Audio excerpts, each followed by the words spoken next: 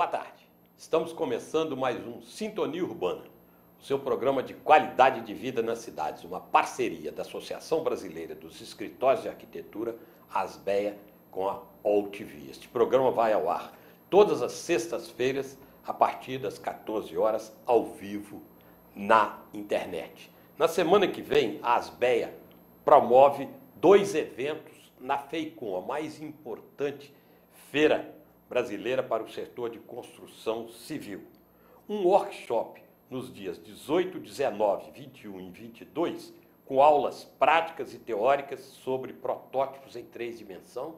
Essas aulas serão dadas pelo arquiteto Franklin Lee e obedecerão ao seguinte esquema. Dia 18 de março, fabricação digital, fachadas ambientais. No dia 19 do 3, fabricação digital interiores. No dia 21 do 3, fabricação digital mobiliário e, finalmente, impressão em 3D. E, no dia 20, a ASBEA promove um amplo seminário sobre arquitetura digital, com a participação de especialistas brasileiros e estrangeiros. Para conversar sobre este seminário e mostrar a sua importância, eu convidei a arquiteta Miriam Dor, que é vice-presidente da ASBEA e organizadora e coordenadora do seminário. Tudo bem, Miriam? Boa tarde. Olá, tudo bem? Miriam, a primeira pergunta ou melhor, a primeira coisa que eu pedi para você fazer é explicar, porque o título do seminário fala em BIM, nós já falamos em BIM aqui, que você desse uma explicação o que é o BIM, que é uma ferramenta hoje muito útil para toda a cadeia de construção civil, e o avanço da arquitetura digital de um modo geral, ou seja, o uso de instrumentos digitais para a arquitetura, o urbanismo e a construção civil. Ok. O BIM é um acrônimo de Building Information Modeling, que em português é modelagem da informação da construção. Existe uma norma brasileira já que está adaptada para toda a nomenclatura e está sendo adaptada ainda algumas partes dessa norma para poder ter um entendimento generalizado da comunidade científica e também dos aplicadores da área da construção civil em relação a essa nova terminologia. O que é o BIM? Então, você parte de um paradigma onde você tem as informações geométricas em plantas, cortes, fachadas. Quando você vai construir uma casa, você pede para o arquiteto desenhar a sua casa. Ele vai te entregar um conjunto de plantas, cortes, fachadas, que são papéis. Isso são informações geométricas e você vai manipular essas informações. Quando a gente passa para um novo paradigma, que é o paradigma da modelagem da construção, a gente vai começar a trabalhar com a informação.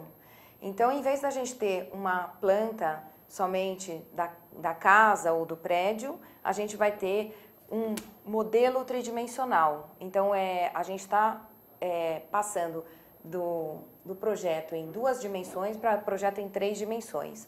No entanto, não é somente um projeto em 3 dimensões. Esse projeto ele carrega uma série de informações. Essas informações podem ser das mais variados tipos.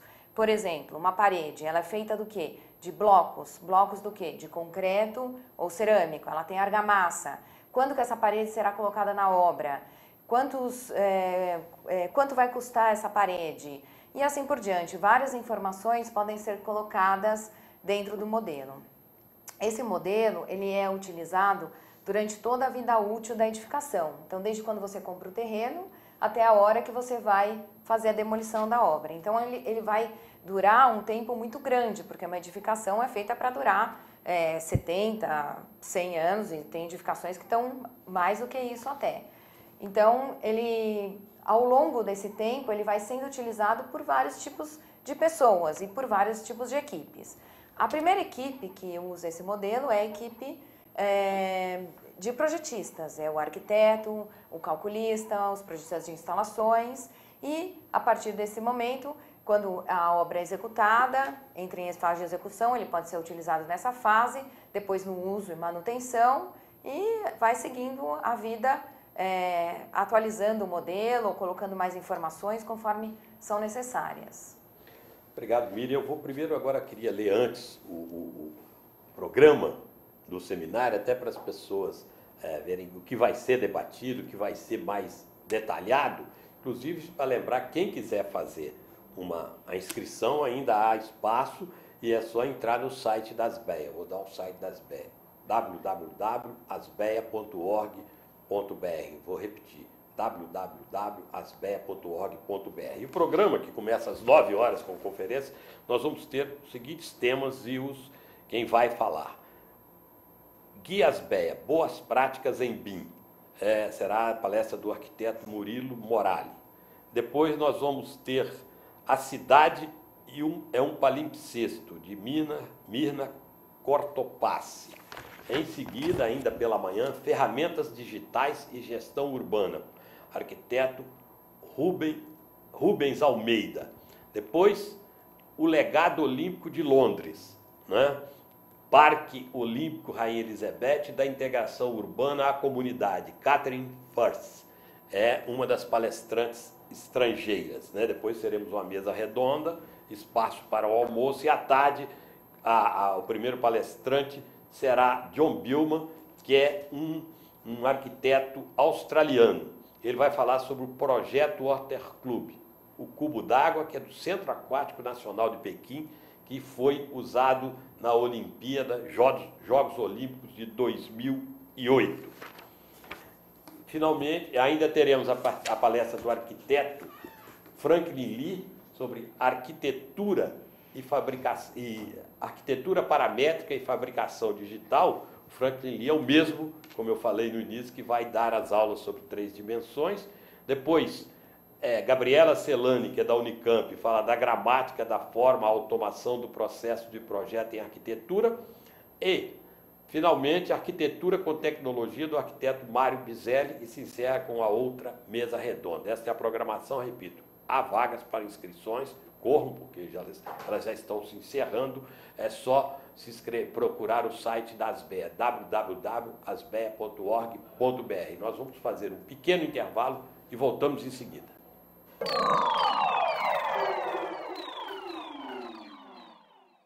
Ui, venha assistir venha assistir eu vou hipnotizar você. Venha assistir na UTV.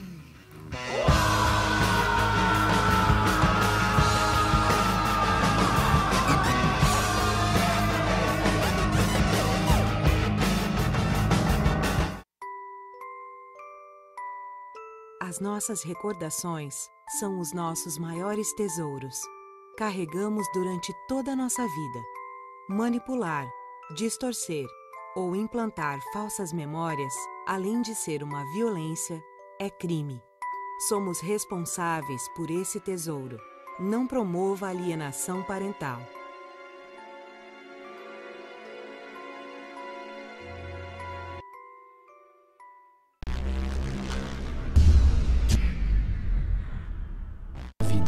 Os desafios estão em todos os lugares, mas eu enfrento, de cabeça erguida.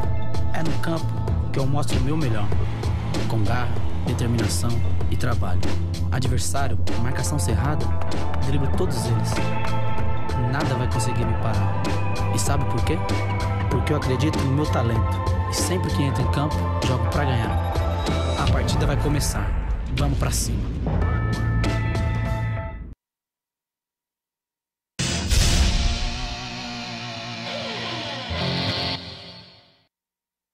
Tudo tem a ver com alguma coisa. De onde vem a água que a gente bebe? Da torneira. Ih, nada a ver. Vem dos rios que nascem da mata. Sabia que a gente só respira por causa das árvores? A árvore respira? Respira. A árvore respira.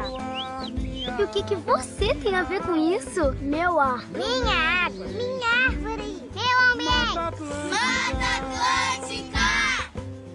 SOS Mata Atlântica. Mais 25 anos.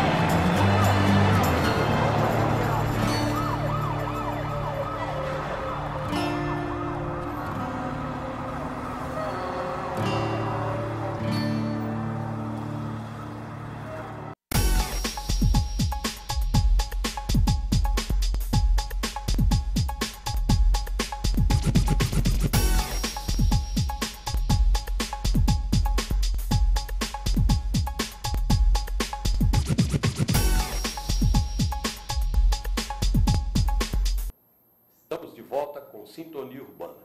Hoje falando de arquitetura digital, que é o tema do seminário que a Associação Brasileira dos Escritórios de Arquitetura, ASBEA, vai promover no dia 20 de março, semana que vem, na FEICOM Batmarte. E eu tenho agora um segundo convidado para o programa de hoje, além da Miriam Dó, é o arquiteto Murilo Moralho, que vai ser um dos palestrantes e faz parte do grupo na ASBEA que estuda BIM e arquitetura digital. Boa tarde, Murilo, muito obrigado pela presença. Antes da gente voltar ao tema, eu só queria, Miriam, por favor, lembrar que nós vamos ter 2 palestrantes internacionais. Vêm pessoas que têm muito, inclusive uma colaboração boa a dar, não só para quem tem interessado nisso, mas que tem outros aspectos.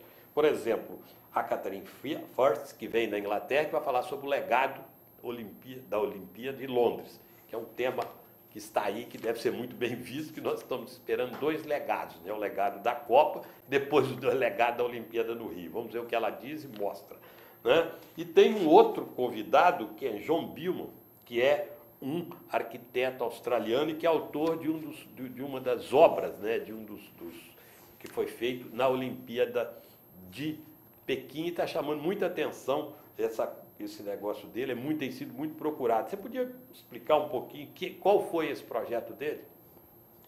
O projeto do escritório PTW australiano é um cubo d'água, e a intenção deles era que as pessoas se sentissem dentro de um aquário quando estivessem lá dentro. Foi o conjunto de piscinas para saltos, competição de natação, uma série de todas as competições aquáticas das Olimpíadas de 2008 em Pequim. E após a Olimpíada, ele foi transformado no maior parque aquático coberto da China. Então, foi uma estrutura muito interessante. Ela é uma estrutura de uma arquitetura que se chama molecular, e o arquiteto, durante a sua exposição no nosso seminário da FEICOM, com certeza irá dar todos os detalhes de como ele foi concebido, porque tem uma série de conceitos das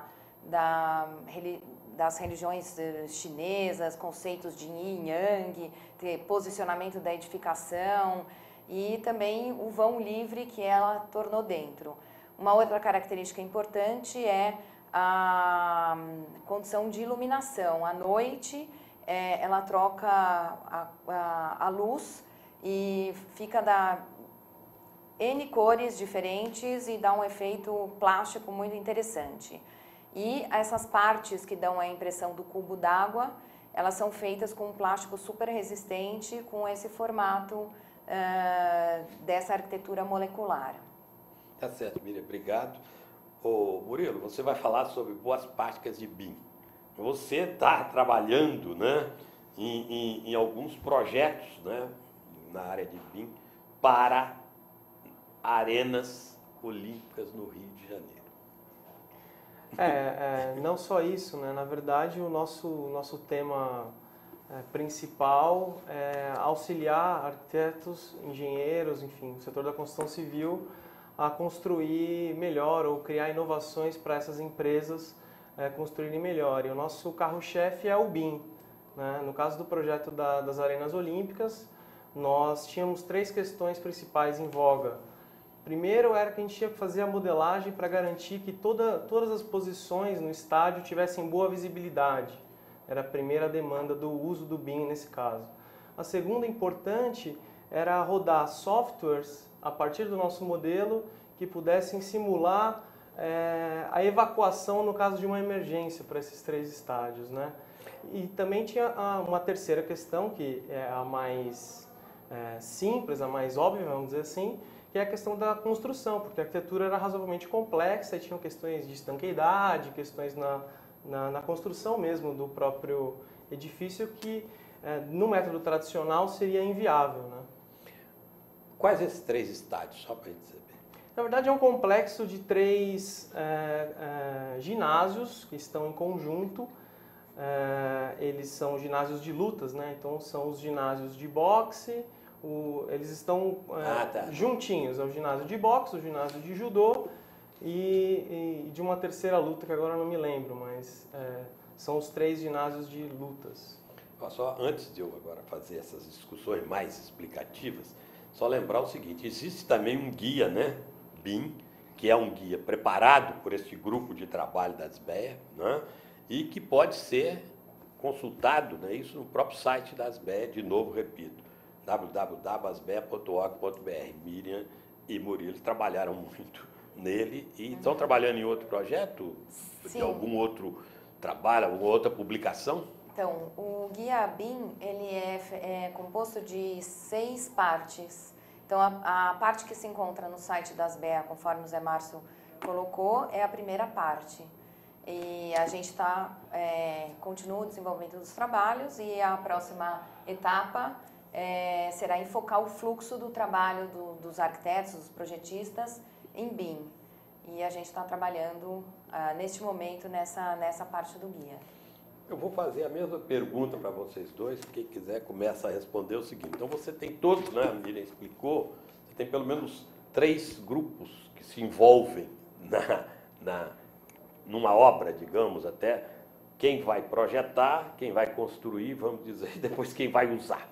É isso, eu queria dividir a utilidade dessas ferramentas para cada um deles. Mas antes de entrar em pouca explicação de cada um deles, a pergunta é o seguinte: o uso desse tipo de ferramenta, não só o BIM, como há outros instrumentos de arquitetura, ele traz uma vantagem para todo esse setor de uma redução substancial de custos, ou é apenas uma questão de segurança para que o trabalho seja melhor? Miriam, você... A gente pode enfocar os dois quesitos. Então, num primeiro momento, você vai ter uma condição da fase de projeto, de você ter realmente muito mais informações, instrumentação para você analisar essas informações e prever situações que antigamente eram encontradas somente na etapa de obra.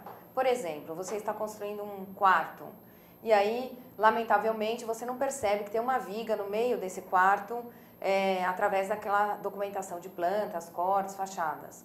Com um modelo tridimensional, estou dando um exemplo bem básico, mas com um modelo tridimensional, paramétrico, que os modelos que se apoiam o BIM, você tem condição de navegar por dentro da edificação. É como se você estivesse fazendo uma edificação tridimensional e você estivesse num jogo de videogame, você conseguisse andar por dentro da sua obra. Então, você está construindo a obra digitalmente.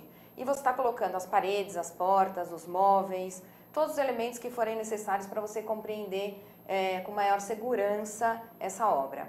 Durante a fase de obra, uma vez que você já tem esses elementos previstos, compatibilizados, acertados, você vai ter um resultado de desperdício mínimo, porque você sabe exatamente onde vai entrar cada elemento da obra. E caso você tenha alguma dúvida, você vai no seu modelo, com o seu tablet ou qualquer outro instrumento, rapidamente você consegue localizar aquela informação é digital. Então você não precisa correr atrás e procurar uma série de plantas, documentações e você tem essa informação lá. Então você tem condição de prever todas as situações ou a maior parte das situações que ocorrerão na obra.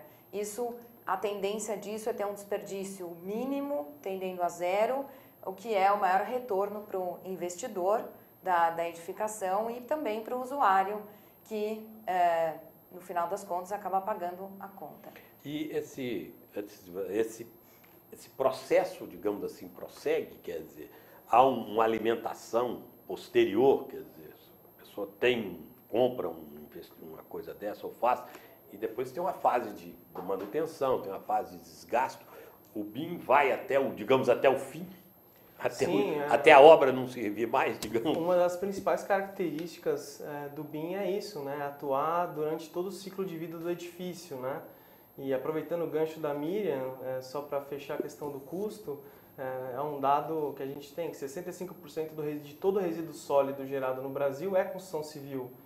Então, além de tudo, a gente tem uma questão ambiental muito forte ligada a isso e ligada a custo, né? Mas isso tem que ser olhado do ponto de vista da vida do edifício como um todo, né? Essas questões. Então, sem dúvida, você pode usar esse grande banco de dados do edifício, que é o o BIM propriamente dito, para gerir os edifícios durante toda a vida dele. Inclusive, eu acho que é uma das principais coisas que grandes companhias estão de olho, né? A gente tem notícia, eu estou trabalhando agora com uma empresa multinacional e eles trabalham com BIM há muitos anos e a demanda de objetivos do BIM que eles colocam como premissa para fazer projeto é justamente que os projetistas informem todos os dados necessários para eles conseguirem administrar o prédio durante a posteriormente. vida. Posteriormente. Agora, então, entrando na questão de segurança, só para uma coisa, é possível, o BIM, a ferramenta, permite simulações totais para você simular segurança, simular ventilação, simular questões de proteção de incêndio. A ferramenta, ela tem esse instrumento também? Sim, ela, na medida que você coloca as informações dentro desse modelo, você vai poder extrair uma série de informações através, por exemplo, de simulações. Então, uma simulação comum é a parte da situação energética, sistemas de insolação, posicionamento da edificação, quanto de admissão de calor está tendo aquela edificação, qual o equilíbrio energético que ela tem que ter internamente, ou seja, qual o nível de ar-condicionado para que tenha um desempenho confortável para quem está usando a edificação. Um outro tipo de simulação é estrutural, por exemplo, com relação ao desempenho das estruturas em relação a fogo, ao desempenho mesmo em relação a situações de estresse da estrutura e uma série de outras simulações que podem ser feitas aí ao longo da vida. O importante que eu acho de frisar é que o BIM é uma simulação do edifício construído e a partir daí você pode simular tudo, qualquer coisa. Basicamente. Mas falemos de uma experiência prática desde que não atinja o sigilo do seu trabalho. Vamos falar objetivamente sobre a Arena no Rio. A aplicação do BIM lá, desse seu trabalho lá, deu para encontrar, corrigir alguma coisa? Tem algum Muitas exemplo? Um exemplo que não atinja nada e tal, corrigir? Não, acho que é inerente ao desenvolvimento do projeto mesmo. O projeto conceitual foi feito pela Eikon e quando chegou para desenvolver no Brasil... A Eikon não é brasileira, né? Não é. E eles fazem vários estudos, inclusive a Olimpíada de Londres, todos os estudos partiram deles também, enfim. Quase uma premissa, mas enfim, o projeto conceitual chega com uma série de indefinições, e aí para você tornar aquilo realidade, existe um desafio, e o BIM foi determinante para questões de estanqueidade, por exemplo, interferências entre elementos, foi determinante nesse projeto, em um curto espaço de tempo, isso que foi legal de presenciar nesse projeto. A importância do BIM no desenvolvimento do projeto, não só com relação à orçamentação ou programação de obra, no próprio ajudando ao arquiteto a pensar e desenvolver o projeto. Foi muito interessante. Só para a gente explicar um pouquinho, vocês falaram 2 vezes na palavra, e é bom falar, explica estanqueidade aí, só para... Não, lógico. Quem não é do meio... O edifício tem várias questões importantes relacionadas à vedação do edifício, né? E não pode chover, as ventilações naturais têm que ser pensadas com um certo cuidado. Então, com uma forma complexa de cobertura, você tem que tomar cuidado com esse tipo de questão, questões das intempéries, né? Ah, tá. Mira, você ia completar? Sim, em relação ao que o Murilo falou sobre... Agora eu perdi o fio da meada. Sobre antes você estava falando... Me perdi. De desenvolver o projeto. Sim, isso. O paradigma muda. Então, antes você tem obedecer uma série de regras para desenvolver o projeto. Essas regras, que a gente chama de fluxo de trabalho, elas acabam sendo modificadas com a utilização dos modelos tridimensionais. Então, a alimentação do modelo, a retroalimentação desse modelo por todos os projetistas durante um tempo, esse tempo acaba encurtando o tempo de projeto. É o que a gente vem observando nesses novos projetos que estão sendo executados dessa forma. Então, isso também requer uma série de modificações. em relação às pessoas, em relação aos softwares, ao treinamento, em relação aos hardwares, em relação à infraestrutura que você vai utilizar de uma sala convencional. Por exemplo, você usa uma sala convencional para trabalhar com projetos, você vai começar a utilizar salas mais equipadas, com telões, com uma série de projetores interativos, lousas interativas e assim, de forma que você possa visualizar melhor o seu modelo utilizando esses recursos. Uma pergunta para os dois. Isso valeria, eu acho, que para qualquer profissional no Brasil ou no mundo hoje. Como era a vida sem BIM? Como é que eu vou responder como salvar isso? Como era? Né? Graças a Deus, eu não consigo imaginar a minha vida sem BIM há 7 anos. Eu não consigo imaginar. Um exemplo que eu gosto de dar sempre... Mas você, apesar disso, você já teve a vida sem BIM. Sim, muito. E ela é bem melhor agora. Mas um exemplo clássico do começo do que seria o BIM, que é simplesmente você ter um projeto só para cuidar, um arquivo só para cuidar, quer dizer, simular uma obra no ambiente virtual e não abstrair uma obra em vários desenhos, isso já quer dizer muita coisa para mim, né? Tem o simples fato de você mudar o nível do pavimento térreo para o primeiro pavimento já representa muita coisa, porque no método tradicional você teria que verificar todos os desenhos onde essa informação impacta, analisar e fazer essa correção. Essa coisa pequena, que é o começo de tudo do BIM, já representa uma mudança muito grande, né? Um benefício muito grande para quem está fazendo o projeto, né? A segurança do que você está construindo. A gente passa a construir, não a desenhar. Então, acho que a importância do arquiteto, do projetista, aumenta muito e isso é significativo para mim. Bom, a minha vida sem BIM também de 7 anos para trás. Há 7 anos que a gente vem estudando e implantando isso no escritório, nas BEA, em vários seminários, enfim, disseminando.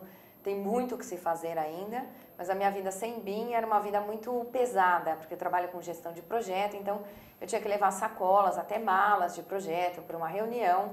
Hoje nós levamos um pendrive, não que a gente não pudesse levar, mas a sistemática de visualização das informações era muito complicado. Então, como o Murilo falou, o primeiro setor a ser modificado é essa palavrinha, visualização. Então, você começa a visualizar um projeto em 3 dimensões, isso já muda tudo. Já muda até a maneira como as pessoas se organizam dentro da sala de reunião de projeto, onde elas vão agora estar focadas numa tela, numa televisão, e não mais olhando para um monte de papéis e algumas pessoas da mesa não conseguiam nem olhar esses papéis, então isso também se perdia muita informação. Então minha vida era pesada e também difícil. Quando eu ia analisar uma série de projetos, eram pilhas e pilhas de projetos que tinham que ser abertos, fechados, uma coisa muito complexa, mesmo que se você fizesse essa justaposição dos projetos no computador, utilizando ferramentas como o AutoCAD, por exemplo, ainda assim era bastante complexo. Hoje você tem softwares que vão analisar esse modelo, são ferramentas que te auxiliam na análise desse modelo. O importante é frisar que, independente de existirem essas ferramentas, tem que existir a expertise. Então, quanto mais você conhecer de obra, quanto mais você conhecer dos detalhes, você está montando, como o Murilo disse, um edifício no meio virtual. Você está fazendo uma maquete virtual daquele edifício. Então, você tem que saber como funciona as pecinhas que você está colocando lá. Como se fosse montagem de um Lego, só que esse Lego é o seu edifício. Certo. Olha, vocês estão falando em 7 anos. Quer dizer, 7 anos. Mas quando o BIM começou lá fora, né? Ou se começou lá fora, imagino, quanto tempo e como é que ele começou a entrar no Brasil? A partir dos profissionais, arquitetos como vocês, ou de exigências de clientes? Então, acho que são várias maneiras de olhar. Eu acho que a primeira coisa a coisa mais significativa a dizer é a seguinte: a gente enxergou o BIM crescendo, isso eu tenho que acreditar aos arquitetos, enxergou o BIM crescendo por meio dos arquitetos que começaram a experimentar para seu próprio benefício, mas o BIM é uma plataforma de trabalho global que envolve todas as disciplinas para funcionar com perfeição. Então, ao longo desses anos, eu diria não mais do que 8 anos no Brasil, efetivamente, a gente tem o BIM crescendo devagar da arquitetura para os demais complementares. E recentemente a demanda up to down, né, quer dizer, do contratante, vem impulsionando esse crescimento. Eu acho que esse é o cenário. Existem no mundo, a primeira pessoa a falar de BIM foi numa universidade americana no final da década de 80. Então, quase 30 anos, né, já vem se estudando isso no meio acadêmico e foi percolando para o meio comercial. Em relação ao Brasil, existem algumas iniciativas isoladas, começando desde do início do século XXI, 2001, 2002, e, como o Murilo colocou, a iniciativa privada que vem impulsionando. Em outros países, por exemplo, nos Estados Unidos, existe uma iniciativa por parte do governo, onde todas as edificações públicas, todos os editais para edificações públicas são necessárias que os projetos sejam entregues em BIM. A mesma coisa, a Inglaterra está passando por isso, Singapura já tem sistemas de checagem de projetos legais de prefeitura muito eficazes que utilizam BIM. Então, isso dá uma segurança cada vez maior. Aqui no Brasil, como eu mencionei no começo, a ABNT está empenhada no desenvolvimento dessas normas e vários órgãos públicos, bem como o setor militar do... Sim, o governo de maneira geral está engajado agora. Ele está exigindo já? Não, ele está, por exemplo, esqueci o setor, são os... Setor de engenharia do Exército. Exército.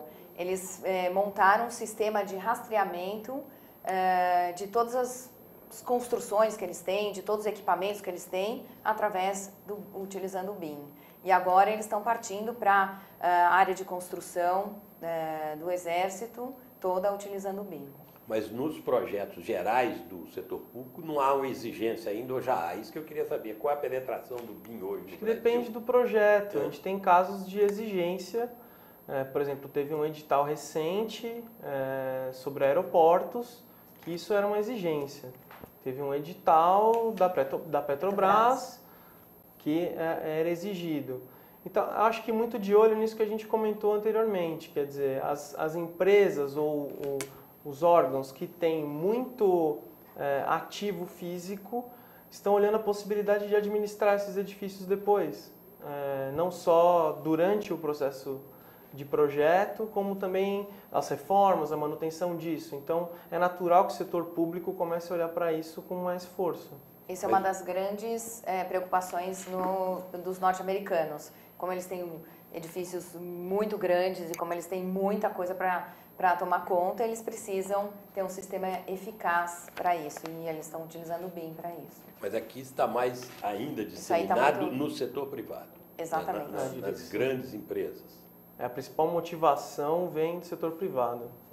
Agora, digamos assim, entre os vários setores envolvidos, qual deles está mais avançado nisso? O projetista, a arquitetura, depois a construção com os engenheiros? Qual que está mais avançado no uso e também no estudo? Não é? Porque, se eu entendo, alguma coisa precisa ser adaptada ao Brasil? Não, não é? Ou esse trabalho que se faz nas BE tem uma adaptação também para o Brasil de algumas dos... Então, o setor de arquitetura, os arquitetos, como eles iniciam todo o processo, é natural que eles puxem, que eles deem uma alavancada no processo.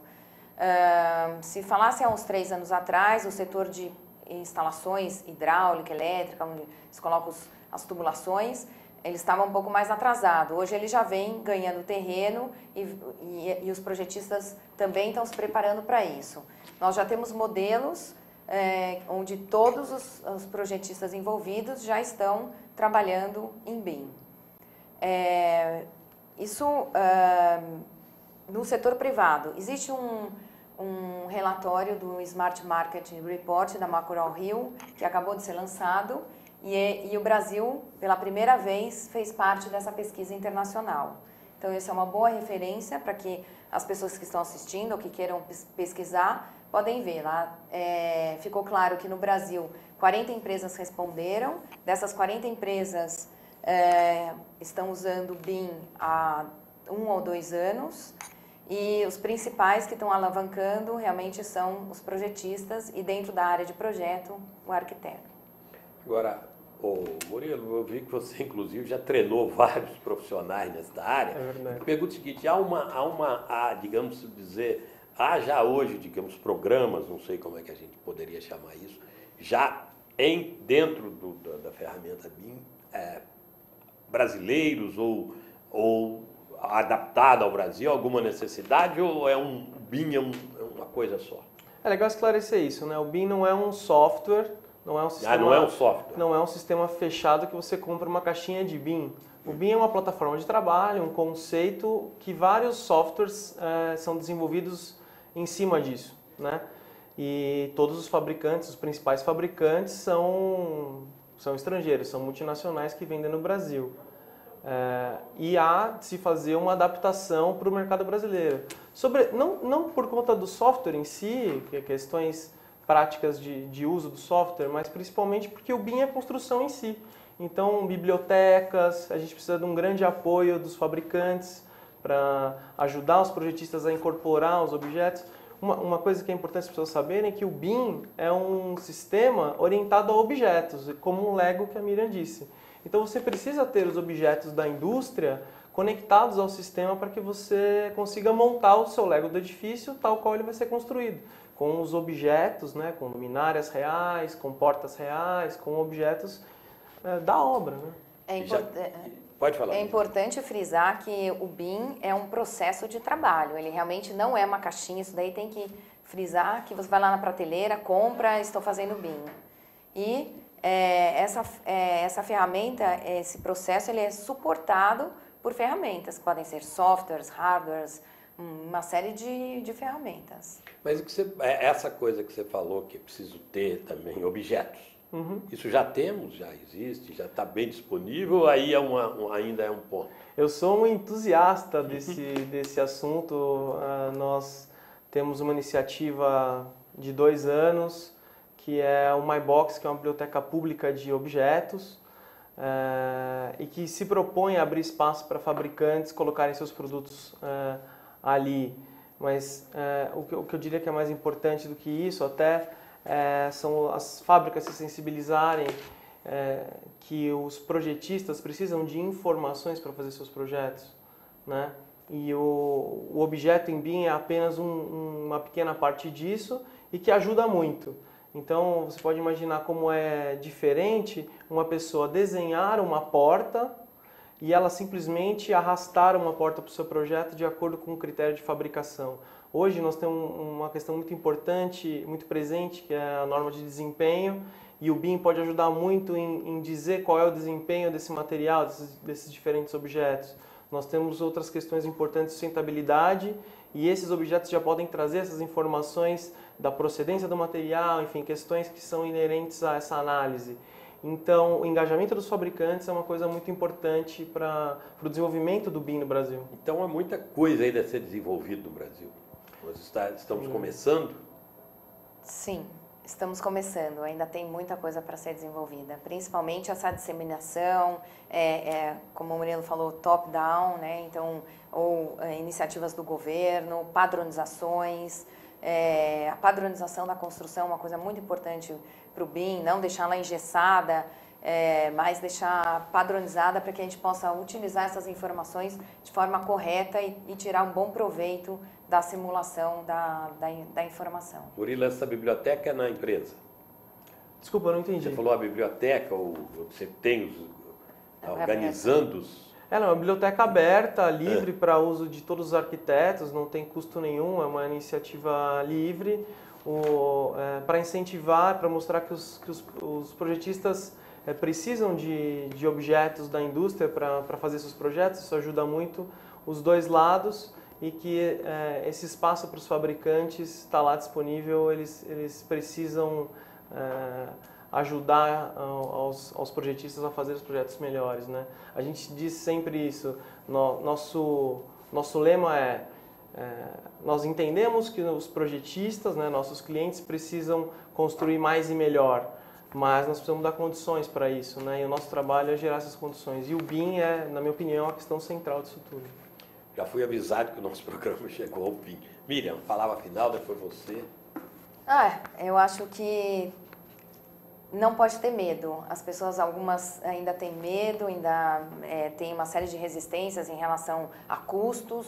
Custo de investimento inicial é alto, dependendo do porte do escritório, mas paulatinamente a gente diz que a chave está mudando. Então, a gente está realmente mudando o processo de trabalho e essa mudança é sem volta. Então, a partir do momento que você começa a trabalhar com BIM, você não consegue mais trabalhar nas ferramentas que você tinha anteriormente.